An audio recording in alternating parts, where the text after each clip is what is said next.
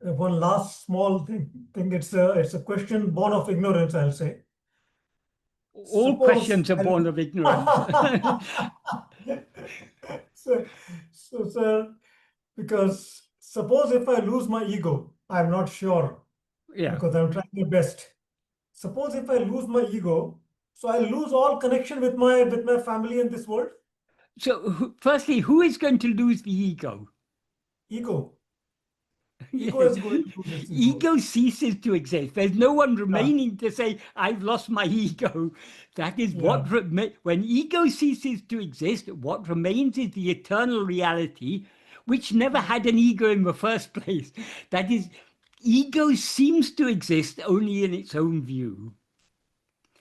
And it's only in the view of ego that all this multiplicity exists, all this family and friends and loved ones and enemies and everything. It all exists only in the view of ego. As Bhagavan says in verse 26 of Ulladu Ahande undayan anatum undahum. If ego comes into being, everything comes into being. Ahande indrail indru anatum. If ego doesn't exist, everything doesn't exist. Ahandeye yavamam. Ego itself is everything. Adalal yaduidu endru nadle ovadal yavamena or. Therefore, know that investigating what this is giving up everything.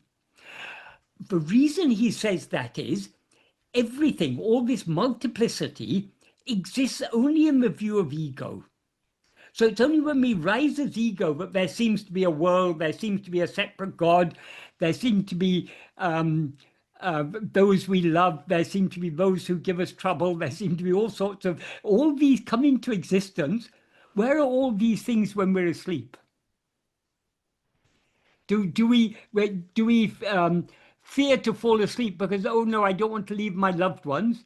No, when you're tired, you fall asleep. Even a mother of a newborn child, she has so much love for that newborn child, but when sleep overpowers her, she forgets about the small child and happily merges back into sleep. So we are leaving our loved ones every day when we fall asleep. So all these exist in the, and what is the connection between us and our loved ones? My wife, my children, my parents, my brothers, my sisters, my cousins. How are these all connected with us? They're connected with this body. Because we take ourselves to be this body, we feel they are our relatives. We feel connection with them. Even our friends, what connection do we have with our friends? It's because I take myself to be this body, and this particular this other body is very kind to me and everything. So we are close. We have similar interests, so we are friends. So everything is rooted in this dehabhimana, this identification and attachment to the body as I. So when you know yourself as you actually are, you are not, in one sense, yes, as Bhagavan says, you're giving up everything. But that doesn't actually mean that you are giving up your family. When you know yourself as you actually are, you know everything else as it actually is. Then you will know that your family, your beloved wife, your beloved children, parents, everyone, they're nothing other than you. That's the state of perfect love. Perfect love is the state of oneness. Because so long as you take yourself to be this body, this person, Sanjay, your love for your loved ones is partial. You love your wife, you love your children, you love your parents. Why? Because they're my wife, my children, my parents. But you love them because they're yours. Your love for yourself is greater than your love for them. Your wife is very kind to you. She takes care of you. So you love her. Supposing your wife was every day giving trouble to you, making your life a hell, it's very difficult to continue loving someone who's always making one's life a misery. So it's ultimately, in the Upanishads, it said, the wife, the sons, they're all dear for the sake of the self. That means for the sake of the self means for the sake of oneself. So ultimately, we, as Bhagavan says in the first sentence of Nana, for everyone, the greatest love is only for oneself. So long as we experience ourselves, have a limited experience of ourselves, so long as we experience ourselves as this limited person, whatever love we have for others, even the love we have for God, is still partial. So if we want to experience the fullness of love can be experienced in the state of perfect oneness. Many people say but love implies there has to be two. Many, even theologians often say that when they argue that God has to be separate. They say there can be love only if there are two. But they overlook the simple fact that we all love ourselves. Does that mean we're two? No. So the fullest love is love for oneself. So when we know ourselves as we actually are, we will know ourselves as the infinite whole. There'll be nothing other than us. That is the fullness of love. That is the love Bhagavan is referring to in Aksharamlai when he sings Ambu Vilalipol Amburu Vunilene Anpai Kare Tarularunachala. Like ice in water, graciously melt me as love in you, the form of love. So Arunachala is that infinite ocean of love. We are nothing other than that. But we see, so long as we identify ourselves with this body, we seem to be separate, just like an iceberg in the sea seems to be separate from the sea. But actually, it's nothing but the sea. It's the same, exactly the same water. It just happens to be in a solidified condition. So we need to melt and lose ourselves in that love. So that's the greatest love. That is clear, sir, but it's a very fearful prospect. Last time also I was speaking to you that if this Sanjay goes, his world, his family, his responsibility, I mean, it's a very unbelievable thing. How all this will happen? Okay. Leave aside death of ego. What is going to happen when this body dies? You're correct. We have to remember this. We cling to this life as if it's so real, so permanent. But one day, sooner or later, maybe today, maybe tomorrow, maybe after 10, 20, 30 years, this body is going to die. But the only certainty in this life is death. We are just certain to die. So we're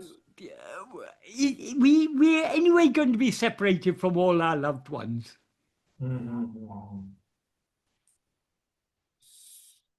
So we shouldn't fear that state. We shouldn't fear that state. And as I say, we should remember that in that state, we merge in the reality of ourself and everything. Because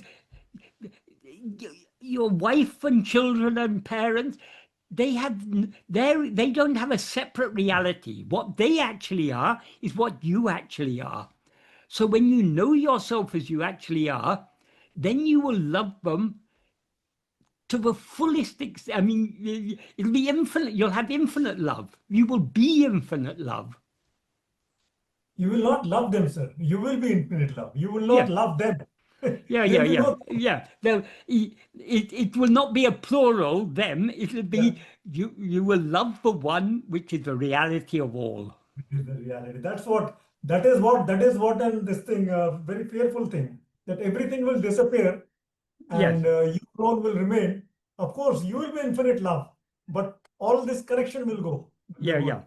whether you die, Yeah. whether it's a physical death or It the ultimate seems death. fearful now because we are so strongly identified with this little form, this little person that we take ourselves to be, because our identification is so strong.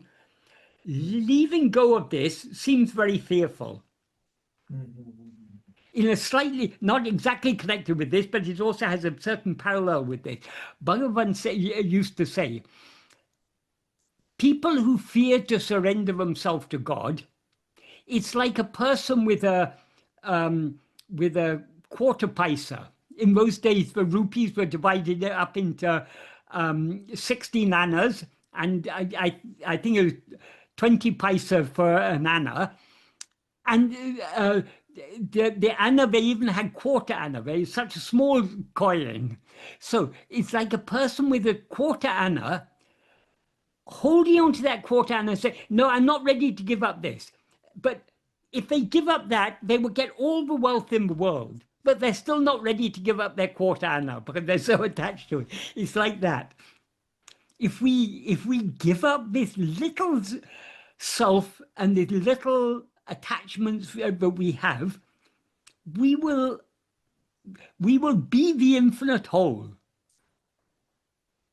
But we are clinging to these small things with so much attachment, even though we know these give us so much misery. That is, however much we love our family, our parents, our wife, children, so on, some of them are going to pass away before us. We'll be separated from them, we'll grieve, we'll lament their loss. And we're going to pass away before other ones, and they're going to grieve our loss. So so long as we identify ourselves as a body, this the joys and sorrow of life we have to experience fully. If we give up this identification, we leave behind all the joys and sorrows of life, and experience the infinite happiness that we always actually are. We experience it by being it. We can only know that state once we are in that state, Of course, yes. Beyond comprehension. Yeah. Beyond comprehension. And if it seems fearful to us, pray to Bhagavan. It seems fearful to us because of our love for these things. We have love for these things because of our lack of love for the reality. So pray to Bhagavan to give us ever-increasing love for him. That is what will free us from all these attachments. There's a beautiful verse in Tirukkural that Bhagavan often used to quote. I can't remember the exact verse in Tamil. It's something Patratran.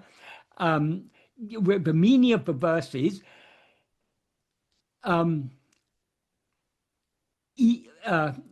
can't say the exact meaning, but the gist of it is, in order to be free of attachment, be attached to he who is free of attachment.